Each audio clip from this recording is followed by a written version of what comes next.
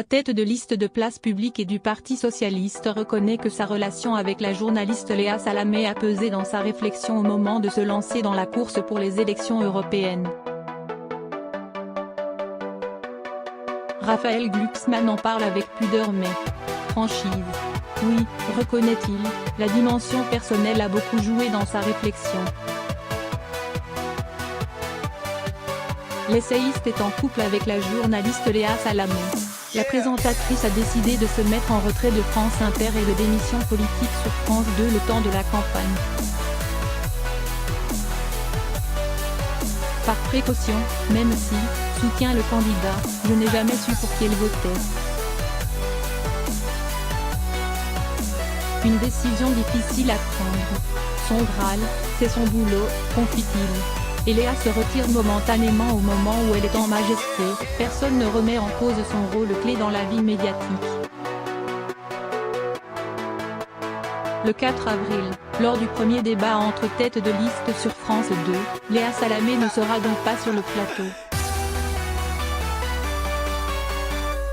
Un acte d'amour incroyable, a lâché son compagnon sur France 5. Lundi, Léa Salamé avait expliqué sa décision à l'antenne de France Inter. Cette décision me coûte, mais je l'assume. Certains la jugeront critiquable, voire rétrograde. On pourrait arguer que ce serait faire insulte à votre intelligence, que personne ne tient mon stylo. On devrait aussi savoir en 2019 qu'une femme n'a pas le cerveau de son mari, qu'elle n'a pas à attendre à la maison que son mari fasse carrière, avait-elle d'abord indiqué. Je vais en effet me retirer provisoirement de l'antenne de France Inter parce que nous rentrons dans une période de campagne et que Raphaël Glucksmann, qui est mon compagnon à la ville, est candidat à ces européennes, avait-elle poursuivi, précisant qu'elle avait pris l'initiative de ce retrait.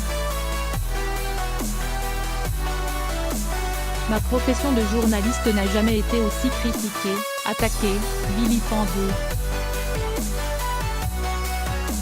Nous vivons à l'ère du soupçon, largement relayé par les réseaux sociaux, et je ne veux pas prendre le risque d'être instrumentalisée pour l'abîmer davantage, avait-elle ajouté.